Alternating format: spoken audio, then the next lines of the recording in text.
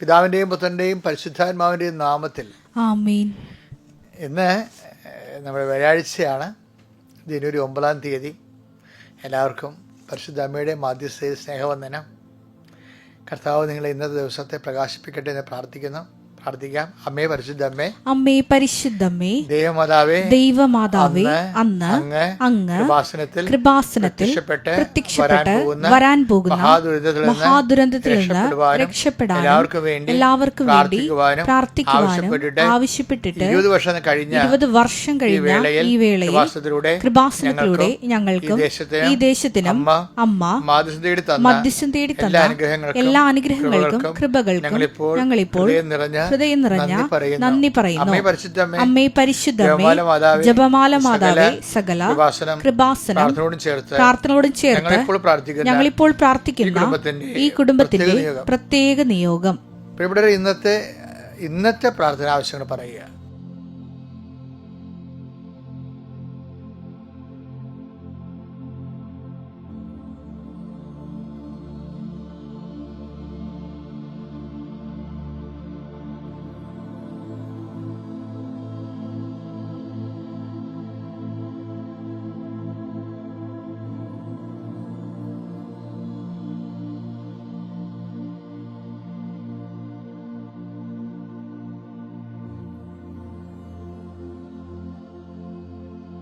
അമ്മയുടെ പ്രത്യക്ഷീകരണത്തിന്റെ ഈ ദ്വാദശിക വേളയിൽ ഞങ്ങൾക്ക് സാധിച്ചു തരുവാൻ കനിയണമേ. ആമേൻ. വിശ്വാസ പ്രമാണം. സർവശക്തനായ പിതാവും ആകാശത്തിന്റെയും ഭൂമിയുടെയും സൃഷ്ടാവുമായ ദൈവത്തിൽ ഞാൻ വിശ്വസിക്കുന്നു. അവിടുത്തെ ഏകപുത്രനും ഞങ്ങളുടെ കർത്താവുമായ ഈശോ മിശിഹായിലും ഞാൻ വിശ്വസിക്കുന്നു. ഈ പുത്രൻ പരിശുദ്ധാത്മാവിനാൽ ഗർഭസ്ഥനായി കന്യകാമറിയത്തിൽ നിന്ന് പിറന്ന് പൊന്തിയോസ് പീലാത്തോസിന്റെ കാലത്ത് പീഡകൾ സഹിച്ച് കുരിശിൽ തറയ്ക്കപ്പെട്ട് മരിച്ച് അടക്കപ്പെട്ട് പാതാളങ്ങളിൽ ഇറങ്ങി മരിച്ചവരുടെ ഇടയിൽ നിന്ന് 3-ാം നാൾ ഉയർത്ത് സ്വർഗത്തിലേക്ക് എഴുന്നള്ളി സർവശക്തിയുള്ള പിതാവായ ദൈവത്തിന്റെ വലതുഭാഗത്തിരിക്കുന്നു. അവിടെ നിന്ന് ജീവിക്കുന്നവരെയും മരിച്ചവരെയും വിധിക്കുവാൻ വരുമെന്നും ഞാൻ വിശ്വസിക്കുന്നു. പരിശുദ്ധാത്മാവിലും ഞാൻ വിശ്വസിക്കുന്നു. വിശുദ്ധ കത്തോലിക്കാ സഭയിലും പുണ്യവാന്മാരുടെ ഐക്യത്തിലും പാപങ്ങളുടെ മോചനത്തിലും ശരീരത്തിന്റെ ഉയർപ്പിലും നിത്യമായ ജീവിതത്തിലും ഞാൻ വിശ്വസിക്കുന്നു. ആമേൻ. സ്വർഗ്ഗസ്ഥനായ ഞങ്ങളുടെ പിതാവേ, അങ്ങയുടെ നാമം പൂജിതമാകണമേ. അങ്ങയുടെ രാജ്യം വരണമേ. അങ്ങയുടെ തിരുമനസ് സ്വർഗത്തിലെ പോലെ ഭൂമിയിലും ആകണമേ. അന്നു വേണ്ടുന്ന ആഹാരം ഇന്ന് ഞങ്ങൾക്ക് തരണമേ. ഞങ്ങളോട് തെറ്റ് ചെയ്യുന്നവരോട് ഞങ്ങൾ ക്ഷമിക്കുന്നത് പോലെ ഞങ്ങളുടെ തെറ്റുകൾ ഞങ്ങളോടും ക്ഷമിക്കണമേ. ഞങ്ങളെ പ്രലോഭനത്തിൽ ഉൾപ്പെടുത്തരുതേ, തിന്മയിൽ ഞങ്ങൾ രക്ഷിക്കണമേ. ആമേൻ. നന്മ നിറഞ്ഞ മറിയമേ, സ്വസ്തി. കർത്താവ് അങ്ങയുടെ കൂടെ സ്ത്രീകളിൽ അങ്ങ് അനുഗ്രഹിക്കപ്പെട്ടവളാകുന്നു. അങ്ങയുടെ ഉദരത്തിൻ ഫലമായി ഈശോ അനുഗ്രഹിക്കപ്പെട്ടവനാകുന്നു. പരിശുദ്ധ മറിയമേ, തമ്പുരാന്റെ അമ്മേ, പാപികളായ ഞങ്ങൾക്ക് വേണ്ടി ഇപ്പോഴും ഞങ്ങളുടെ മരണസമയത്തും തമ്പുരാനോട് അപേക്ഷിക്കണമേ. ആമേൻ. നമുക്ക് അനുദിന അനുഗ്രഹ പ്രാർത്ഥനയ്ക്ക് പോവാം. കർത്താവേ, ഈ ഒരു പ്രാർത്ഥനാ സംവിധാനം തന്നതിന് നന്ദി പറയുന്നു. ഈശോയെ, അങ്ങയുടെ മക്കളെ ഈ പ്രഭാതത്തിൽ അങ്ങയുടെ നാമം വിളിച്ച് അപേക്ഷിക്കുന്നു. അങ്ങ് ഉത്തരം നൽകണമെന്ന് പ്രാർത്ഥിക്കുന്നു. ദൈവത്തിൻ്റെ ശക്തി നിങ്ങളെയൊക്കെ ആവശ്യിക്കട്ടെ. എൻ്റെ കർത്താവിൻ്റെ ഉന്നതമായ നാമത്തിൽ പ്രാർത്ഥിക്കുന്നു. സഭയുടെ അധികാരത്തിൽ പ്രാർത്ഥിക്കുന്നു. കുരിശിൻ്റെ അടയാളത്തിൽ പ്രാർത്ഥിക്കുന്നു. ഇന്ന് അങ്ങയുടെ മക്കൾ പോകുന്ന എല്ലാ ഇടങ്ങളെയും നീ ആശീർവദിക്കണമേ.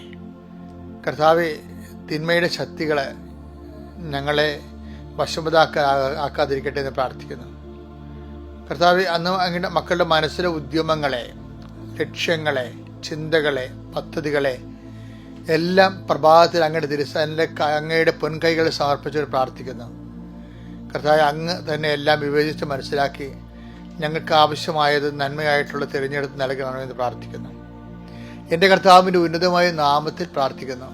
സഭയുടെ അധികാരത്തിൽ പ്രാർത്ഥിക്കുന്നു. കർത്താവെ, കടകമ്പോളങ്ങൾ നടത്തുന്നവരെ ആശ്രയിച്ച് പ്രാർത്ഥിക്കുന്നു. അവരുടെ കടങ്ങൾ പരിഹരിക്കാനും അവർക്ക് ഉയർച്ച ഉണ്ടാകുന്നതിന് വേണ്ടി പ്രാർത്ഥിക്കുന്നു. കർത്താവെ, വിവാഹം ഒത്തുവരാത്തവരും മക്കൾ ഇല്ലാത്തവർക്ക് വേണ്ടി പ്രാർത്ഥിക്കുന്നു. കർത്താവെ, അതിനുവേണ്ടി മരുന്ന് കഴിക്കുന്നവരെ പ്രാർത്ഥിക്കുന്നു. അവരുടെ വിവാഹം ആലോചനയ്ക്ക് വേണ്ടി പോകുന്നവരെ ആരൊക്കെയാണ് പോകുന്ന കർത്താവ് അവരെല്ലാം സമർപ്പിച്ച് പ്രാർത്ഥിക്കുന്നു. അവരുടെ ചിന്തകൾ, തമ്മിലുള്ള സംസാരങ്ങൾ, കരാറുകൾ എല്ലാം കർത്താവെ, അവിടെ ചുറ്റുവട്ടമുണ്ടാകുന്ന ചർച്ചവട്ടങ്ങൾ സമർപ്പിച്ച് പ്രാർത്ഥിക്കുന്നു. കർത്താവെ, മക്കൾ കടന്നു പോകുന്ന വഴികളെ, സ്ഥാപനങ്ങളെ സംബന്ധിച്ച് പ്രാർത്ഥിക്കുന്നു, കോടതികളെ സംബന്ധിച്ച് പ്രാർത്ഥിക്കുന്നു, വക്കീൽമാരെ സംബന്ധിച്ച് പ്രാർത്ഥിക്കുന്നു, വക്കീൽമാരോട് ഇടപെടുന്നവരെ സംബന്ധിച്ച് പ്രാർത്ഥിക്കുന്നു, എടുക്കുന്ന തീരുമാനങ്ങളെ സംബന്ധിച്ച് പ്രാർത്ഥിക്കുന്നു. ദൈവത്തിൻ്റെ കണ്ണുകളിലേക്ക് ആവശ്യിക്കട്ടെ. മക്കൾ, സ്കൂള്, വിദ്യാഭ്യാസം, ജോലി, താമസം, പഠനം, പരീക്ഷ, എങ്ങനെയുള്ള എല്ലാ സബ്ജക്റ്റുകളെ സംബന്ധിച്ച് പ്രാർത്ഥിക്കുന്നു. കർത്താവ്, പ്രായമുള്ള മക്കളെ, പ്രായമുള്ള മാതാപിതാക്കന്മാരെ, അവരുടെ ജീവിത അവസ്ഥകൾ കർത്താവെ സംബന്ധിച്ച് പ്രാർത്ഥിക്കുന്നു.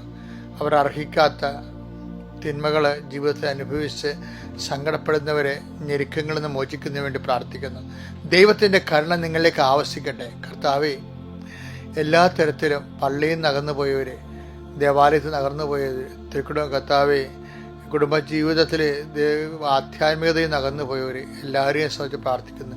വിദേശങ്ങളിൽ പോയിരിക്കുന്നവർ, അവരനുഭവിക്കുന്ന മറ്റ് പ്രയാസങ്ങൾ, തടസ്സങ്ങൾ, അവരുടെ മക്കളെക്കുറിച്ചുള്ള ആധികൾ, വ്യാധികൾ, അസ്വാസ്ഥ്യങ്ങൾ സമർപ്പിച്ച് പ്രാർത്ഥിക്കുന്നു. ഈശോയെ, മാതാപിതാക്കന്മാരെ അല്പം പോലും മാനിക്കാത്ത രീതിയിൽ പെരുമാറുന്ന മക്കൾ, എന്തിനു വേണ്ടി ഇവരെ ജനിപ്പിച്ചു, എന്തിനു വേണ്ടി വളർത്തിയെന്ന് ഒരു പിടിയുമില്ലാത്ത രീതിയിൽ തല ചുറ്റുന്ന പോലെ തോന്നുന്ന മാതാപിതാക്കന്മാരുടെ ഈശോയെ, എല്ലാവരുടെയും സാന്ത്വനത്തിനും കർത്താവ് എല്ലാവരുടെയും സമാധാനത്തിനു വേണ്ടി പ്രാർത്ഥിക്കുന്നു. എൻ്റെ കർത്താവിൻ്റെ ഉന്നതമായ നാമത്തിൽ ജോലിയില്ലാത്തവർക്ക് വേണ്ടി പ്രാർത്ഥിക്കുന്നു. ജോലിയുള്ളവർക്ക് കർത്താവ് ആവശ്യമായ ശമ്പളം കിട്ടാത്തവർക്ക് വേണ്ടി പ്രാർത്ഥിക്കുന്നു. സാമ്പത്തികമായ ബാധ്യതകളും സാമ്പത്തിക നടപടികളിൽ ഇരിക്കുന്നവർക്ക് വേണ്ടി പ്രാർത്ഥിക്കുന്നു. എൻ്റെ കർത്താവിൻ്റെ ഉന്നതമായ നാമത്തിൽ സഭയുടെ അധികാരത്തിൽ കുരിശിൻ്റെ അടയാളത്തിൽ കർത്താവ് ഭവനരഹിതർക്ക് വേണ്ടി പ്രാർത്ഥിക്കുന്നു.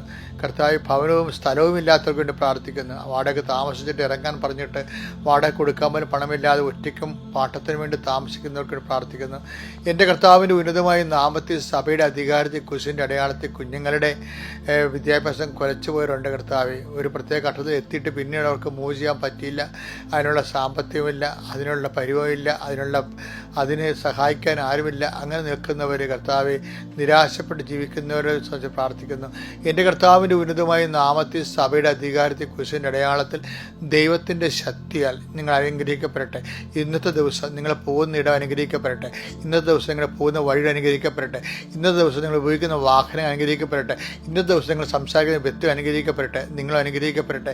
എൻ്റെ കർത്താവിൻ്റെ ഉന്നതമായ നാമത്തിൽ നിങ്ങളുടെ ഉദ്യമങ്ങൾ, ചിന്തകൾ, പദ്ധതികളെല്ലാം യേശുക്രിസ്തുവിന്റെ നാമത്തിൽ പ്രഭാതത്തിൽ സമർപ്പിച്ചുകൊണ്ട് പരിശുദ്ധവനെ മാറ്റി സ്നേഹിപ്പിക്കുന്നു. എൻ്റെ കർത്താവിൻ്റെ ഉന്നതമായ നാമത്തിൽ സഭയുടെ അധികാരത്തിൽ കുരിശിൻ്റെ അടയാളത്തിൽ ദൈവശക്തി നിങ്ങളുടെ കുടുംബവും നിങ്ങളുടെ ജീവിതം അനുഗ്രഹിക്കപ്പെടട്ടെ. ഓക്കെ മക്കളെ, നമ്മൾ തിരിച്ചു വരികയാണ്. അതായത് ജനുവരി 9 വ്യാഴാഴ്ച നമ്മളിന്ന് വായിക്കുന്ന വചനം, ചില വചനങ്ങൾക്കുണ്ടല്ലോ, അതായത് എനിക്ക് തോന്നുന്നത്, എനിക്ക് എൻ്റെ ഒരു അനുഭവത്തിൽ നിന്ന് പറയുകയാണ്, നിങ്ങളെ ഇടയ്ക്കിടയ്ക്ക് വചനം തുറന്നു നോക്കണം. പ്രത്യേകിച്ച് പ്രശ്നങ്ങളുണ്ടാകുമ്പോൾ. അങ്ങനെ പ്രശ്നങ്ങളുണ്ടാകുമ്പോൾ വചനങ്ങൾ വിശ്വാസപ്രമാണം ചൊല്ലി വേണം തുറക്കാൻ. പക്ഷേ വിശ്വാസപ്രമാണത്തിന് മുമ്പ് നമുക്കറിയാമല്ലോ, സുവിശേഷം കൊടുക്കാൻ നേരത്തും ക്രിസ്തുവിൻ്റെ പ്രബോധനങ്ങൾ തുടങ്ങിയപ്പോഴും അതിന് മുന്നോടിയായി യോഹന്നാൻ സ്നാപകൻ്റെ പ്രബോധനം തുടങ്ങിയപ്പോഴും രണ്ടുപേരും അനുതാപത്തെക്കുറിച്ചാണ് സംസാരിച്ചത്. അതുകൊണ്ട് നമ്മുടെ എല്ലാ പ്രാർത്ഥനകളും ക്രിസ്തുകേന്ദ്രിതമായ എല്ലാ ആത്മീയ നടപടിക്രമങ്ങളും തുടങ്ങേണ്ടത് എനിക്ക് തോന്നുന്നത് മനസ്താപരണത്തോടെയാണെന്ന് തോന്നുന്നത്. മനസ്താപരണം ചൊല്ലിയിട്ട് വേണം പിന്നെ അടുത്ത് എന്ത് ചെയ്യണം, വിശ്വാസ പ്രമാണം ചെല്ലണം. ഇപ്പം നിങ്ങൾക്കൊരു പ്രശ്നം വന്ന ഉടനെ വചനം എടുക്കണം. നിങ്ങൾ വചനം എടുക്കണ മുമ്പ് എന്ത് ചെയ്യണം, മനസ്താപരണം ചെല്ലണം.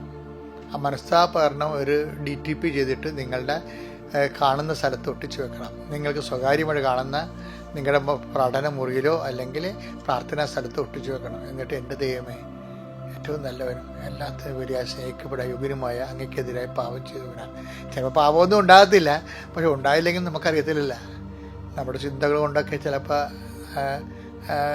ഏതെല്ലാം മേഖലയിൽ പോകണമെന്ന് അറിയത്തില്ലല്ലോ. അതുകൊണ്ട് നമ്മൾ മുൻകൂർ കർത്താവിൻ്റെ തിരുസന്നിധിയിൽ ഈ മനസ്താപരണം ചൊല്ലിക്കഴിഞ്ഞാണല്ലോ നമ്മളൊരു സെറ്റായി ശരിക്കും. പിന്നെ അങ്ങോട്ട് വിശ്വാസം പ്രഖ്യാപിച്ചാൽ മതി.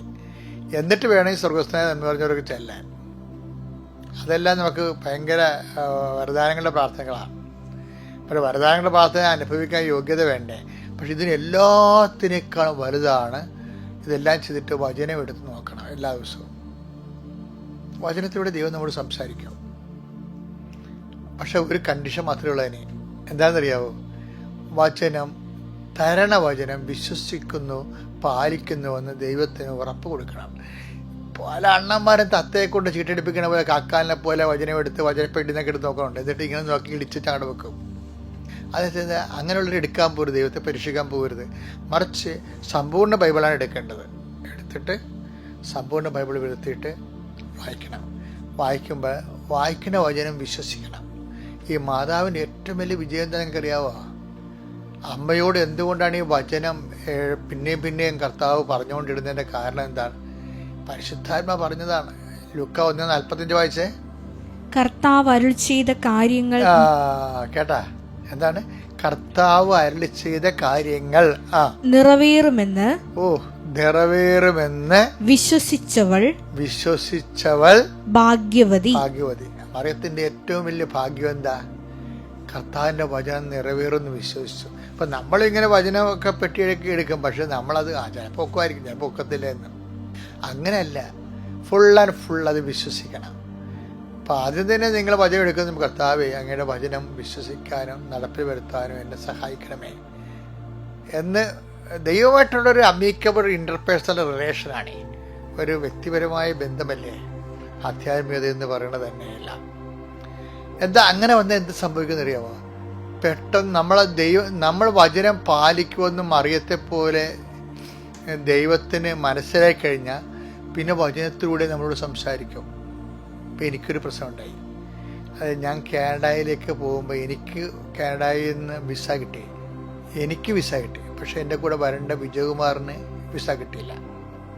അപ്പോൾ പോകേണ്ട അവസാന ആഴ്ച വന്നു. അപ്പോൾ കിട്ടുമെന്നുള്ള പ്രതീക്ഷയാണ്. അപ്പോൾ എനിക്കെന്നെ സംബന്ധിച്ചിടത്തോളം എനിക്ക് ഒറ്റയ്ക്ക് പോയി അവിടെ പരിചയമില്ലാത്തത് കൊണ്ട്, അതുപോലെ തന്നെ വിജയകുമാർ എൻ്റെ ഒരു റൈറ്റ് പാർട്ട്ണർ ആയതുകൊണ്ട് അദ്ദേഹം വരണമെന്ന് ആ മെസ്സേജിലുള്ളതാണ്. പക്ഷേ അദ്ദേഹത്തിന് വിസ കിട്ടണില്ല. അപ്പം അതുകൊണ്ട് ഞാൻ പോകണ്ടേ, അത് ഡ്രോപ്പാക്കി കളയാം എന്ന് ഞാനിങ്ങനെ ഇപ്പം നമുക്ക് കൺഫ്യൂഷൻ ഉണ്ടാകത്തില്ലേ? കൺഫ്യൂഷൻ ഉണ്ടാവില്ല. പോകണ്ടേ, പോയാൽ ശരിയാകുമോ ഇല്ലേ, എന്ത് ചെയ്യും, ഈ വിസ കിട്ടുമോ ഇല്ലേ, അദ്ദേഹം വരുമോ, കൂടെ പോവുമോ, അതായത് ഞാൻ ഒറ്റയ്ക്ക് കൊണ്ടുപോയാൽ പോയാൽ ശരിയാകുമോ എന്നിങ്ങനെയൊക്കെ എല്ലാം കൺഫ്യൂഷൻ അടിച്ചു പോയി. അപ്പോൾ എൻ്റെ ഒരു പണ്ട് മുതൽ 1977 ഞാൻ ആദ്യമായിട്ട് വചനം തുറന്ന് ബൈബിള് മെസ്സേജ് ചോദിക്കണത്. അന്ന് മുതൽ ഇന്ന് വരെ ഞാൻ മെസ്സേജിലാണ്. ഇപ്പോൾ എൻ്റെ അടുത്ത് ഞാനും ജീവിക്കണതും എൻ്റെ അടുത്ത് വരുന്നവർക്കും ഞാൻ മെസ്സേജ് എടുത്ത് കൊടുക്കുകയാണ് ചെയ്യണത്. അപ്പോൾ എന്താ തെറ്റിപ്പോകാതിരിക്കാനുള്ള മാർഗമെന്ന് പറയണത്, മെസ്സേജ് തെറ്റായിരിക്കാനുള്ള മാർഗമെന്ന് പറയുന്നത് നമ്മൾ അതുകൊണ്ട് ജീവിക്കുമെന്ന് ദൈവത്തിന് തോന്നണം. അല്ലാതെ പരീക്ഷിക്കാൻ തൽക്കാല കാര്യസാധ്യത്തിന് വേണ്ടിയാണെന്ന് തോന്നരുത്. പിന്നെ പകുതി വിശ്വസിക്കത്തില്ലെന്ന് തോന്നരുത്. അതുകൊണ്ട് അത് ഫുൾ ആൻഡ് ഫുൾ വിശ്വസിക്കുമെന്ന് മാതാവിനെ പോലെ ദൈവം തോന്നിയാൽ കൃത്യമായിട്ട് വചനത്തിലൂടെ സംസാരിക്കും. അപ്പോൾ ഞങ്ങൾ കൺഫ്യൂഷനാണ്. ഞാൻ പറഞ്ഞ് സാരമില്ല, കൺഫ്യൂഷൻ ഇപ്പം തീരും. അപ്പോൾ എൻ്റെ കൂടെ ജോമോളുണ്ട്, അവരാണല്ലേ മീഡിയയുടെ സെക്രട്ടറിയും. അതുപോലെ തന്നെ എൻ്റെ അസിസ്റ്റൻ്റായി ഡയറക്ടറായിട്ടുള്ള കിൻഡനച്ചനുണ്ട്. അപ്പം ഞങ്ങൾ 3 പേരും കൂടി ഇരുന്ന് പ്രാർത്ഥിച്ചിട്ട് ഞാൻ തന്നെ പറഞ്ഞു, ഇപ്പം അമ്മ നിങ്ങളോട് മാതാവ് പരിശുദ്ധാത്മാവ് ഒക്കെ നമ്മളോട് സംസാരിക്കും. എന്നിട്ട് ഞാൻ ഇവരോട് പറഞ്ഞു, നിങ്ങൾ ഒരു നമ്പർ പറ, ജോമോളുടെ നമ്പർ പറ, കിൻഡനച്ചൻ്റെ നമ്പർ പറ. എന്നിട്ട് ഞാനൊരു സുവിശേഷം അങ്ങനെ അങ്ങനെ എടുത്തത്. അപ്പോൾ ഇവർ പറഞ്ഞ നമ്പർ, ഒരാൾ പറഞ്ഞത് 2 ഒരാൾ പറഞ്ഞത് 4. ഞാൻ തുറന്നപ്പോൾ കിട്ടിയത് ലൂക്കായുടെ സുവിശേഷമാണ്. അപ്പോൾ ഞാൻ പറഞ്ഞു 2:4 ഈശോ സംസാരിക്കണത്, നിങ്ങൾ എടുത്ത് നോക്കാൻ പറഞ്ഞു. അത് ആ ഭജനം ഒന്ന് വായിക്കാം, ഒന്ന് കേട്ട് വായിച്ചേ. ലൂക്കാ സുവിശേഷം 2:4. ജോസഫിന്റെ പേര് പറഞ്ഞിരിക്കുകയാണ്. ദാവീദിന്റെ കുടുംബത്തിലും വംശത്തിലും പെട്ടവനായിരുന്നതിനാൽ പേരെഴുതിക്കാനായി ഗലീലയിലെ പട്ടണമായ നസ്രത്തിൽ നിന്ന് യൂദയായിൽ ദാവീദിന്റെ പട്ടണമായ ബെത്ലഹേമിലേക്ക് ഗർഭിണിയായ ഭാര്യ മറിയത്തോടു കൂടി പോയി. അപ്പൊ ഇത് അന്ന് നടന്നൊരു സംഭവമാണ്. ഇത് നമ്മുടെ കോണ്ടസ്റ്റിൽ ഞാൻ ഉടനെ പറഞ്ഞ് ഞാൻ പോകും, ഒറ്റക്കാണെങ്കിലും ഞാൻ പോകുമെന്ന് പറഞ്ഞു. എന്താ കാര്യം? അമ്മ കൂടെ വരുമെന്ന് പറഞ്ഞിട്ടുണ്ടെന്ന് പറഞ്ഞു. അതാണ് സംഭവം. അമ്മ കൃപാസന മാതാവാണ്, ഗർഭിണിയായ മാതാവാണ് കൃപാസന മാതാവ് എന്ന് പറയണത്. ഈശോയുടെ ഉള്ളിൽ, അത് വാഗ്ദാന പേടകം എന്ന് പറയും. വാഗ്ദാന പേടകം ഈശോയെ ഉദരത്തിലും ഹൃദയത്തിലും വഹിച്ചിട്ടുള്ള അമ്മയാണ് വാഗ്ദാന പേടകം. അപ്പം ഈ വാഗ്ദാന പേടകമായ അമ്മയാണ് ഉടമ്പടി മാതാവ്. അപ്പം എന്നോട് എന്താ പറയണത്? ജോസഫ് ആയാലും, ജോസഫ് നിൻ്റെ കൂടെ ഉടമ്പടി മാതാവ് കൂടെ ഉണ്ടാകും. അപ്പം പിന്നെ എന്നെ പേടിക്കേണ്ടത്? ഏത് വിമാനത്താവളത്തിലും ഏത് കമ്പ്യൂട്ടറിലും ഉണ്ടാകും. അപ്പോൾ ഞാൻ പറയും തീർച്ചയായിട്ടും. അപ്പം ഇങ്ങനെയാണെങ്കിൽ തീർച്ചയായിട്ടും വിജയകുമാറിന് വിസ കിട്ടുമെന്ന്. അതാണ് എൻ്റെ ഇൻഫറൻസ്, അതാണ്. അല്ല ഞാൻ ഒറ്റയ്ക്ക് പോകണമല്ല. എനിക്ക് പോകാൻ അനുവാദം തന്നിട്ടുണ്ടെങ്കിൽ എൻ്റെ മനസ്സനുസരിച്ച് വിജയകുമാറും കൂടെ വരണം ഞാൻ ആഗ്രഹിക്കുന്നുണ്ടല്ലോ. അപ്പം അദ്ദേഹത്തെ ഞാൻ ആണ് വിശ്വാസത്തിലേക്ക് കൊണ്ടുവന്നത്, വളർത്തി. ഇന്ന് അദ്ദേഹം നല്ല ധ്യാനഗുരുവായിട്ട് മാറിയത്. അപ്പോൾ അതുകൊണ്ട് സ്വാഭാവികമായിട്ട് എൻ്റെ സുവിശേഷ വേലകളിൽ ഈ റൈറ്റ് പാർട്ട്ണറായിട്ടുള്ളത് വിജയകുമാറും ജോമോളും ഒക്കെയാണ്. ഞാനാണ് ഈ ശുശ്രൂഷയിലേക്ക് വളർത്തിയെടുത്തുകൊണ്ട് വന്നത്. അപ്പോൾ അത് കൃപാസനത്തിൻ്റെ ആധ്യാത്മികത അവർക്ക് കൃത്യമായിട്ട് അറിയാം.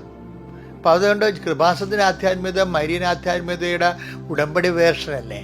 അപ്പം അതുകൊണ്ട് തന്നെ നമ്മൾ ഒരു പോകുമ്പോൾ അച്ഛനെ സപ്പോർട്ട് ചെയ്യാൻ, ഞാൻ പറയുന്നതിൻ്റെ അർത്ഥമൊക്കെ മനസ്സിലാക്കാനും അതനുസരിച്ച് അടുത്ത വചനങ്ങളിലേക്ക് അവർക്ക് സപ്പോർട്ടീവായിട്ട് സംസാരിക്കാൻ അവർക്ക് കഴിയും. അതത് ശുശ്രൂഷയുടെ ഒരു പങ്കാളിത്തമാണ്. നോക്കിയേ, ഈ വചനത്തിൻ്റെ പോക്ക് കണ്ടില്ലേ കൃത്യമായിട്ട്. പക്ഷേ ഞങ്ങൾ പോകുന്ന ദിവസം 9 മണിക്കാണ് വിസ റെഡിയായത്. 10 നേരം ടെൻഷനാണ്. അത്രയും നേരം ടെൻഷനല്ല, അത്രയും നേരം പ്രാർത്ഥന. ടെൻഷൻ്റെ ടൈമെന്ന് വെച്ചാൽ പ്രാർത്ഥിക്കാനുള്ള ഇടമെന്നാണ് അർത്ഥം. അല്ലാതെ ടെൻഷൻ അടിച്ച് ദൈവം നമ്മളൊന്നും കൊല്ലത്തില്ല. ടെൻഷൻ ഉണ്ടെങ്കിൽ പ്രാർത്ഥിക്കൂ, ഇത് പ്രാർത്ഥിക്കേണ്ട വിഷയമാണ് എന്ന് നമ്മളോട് പരിശുദ്ധാത്മാവ് ടെൻഷനിലൂടെ പറഞ്ഞു. പക്ഷെ അതൊക്കെ വിവേചനപരം വേണം അറിയാൻ. അല്ലാതെ കിടന്ന് കൈയും കാലിലും അടിക്കുകയല്ലേ വേണ്ടത്. വിശ്വാസ ജീവിതം എന്ന് പറഞ്ഞാൽ ത്രില്ലടിക്കണ അടിപൊളി ജീവിതമാണ്. നിങ്ങൾക്കും അതുപോലുള്ള അഭിഷേകം ഉണ്ടാകട്ടെ എന്ന് കർത്താവിന്റെ നാമത്തിൽ പ്രാർത്ഥിക്കുന്നു. ഒരു വചനം കൂടി വായിച്ച് നമുക്ക് അവസാനിപ്പിക്കാം. അതായത് സങ്കീർത്തനം 94:19. എന്റെ ഹൃദയത്തിന്റെ ആകുലതകൾ വർദ്ധിക്കുമ്പോൾ 94:19 എന്താ പറയുക? എന്റെ ഹൃദയത്തിന്റെ ആകുലത വർദ്ധിക്കുമ്പോൾ അങ്ങ് നൽകുന്ന ആശ്വാസം എന്നെ ഉന്മേഷഭരിതനാക്കുന്നു. ഇതിനോട് ബന്ധപ്പെട്ട വചനമാണ് ഐസയ 50:4 പറയണത്. പരീക്ഷീണന് ആശ്വാസം നൽകുന്ന വാക്ക്. ഐസയ 50:4 എന്താണ്?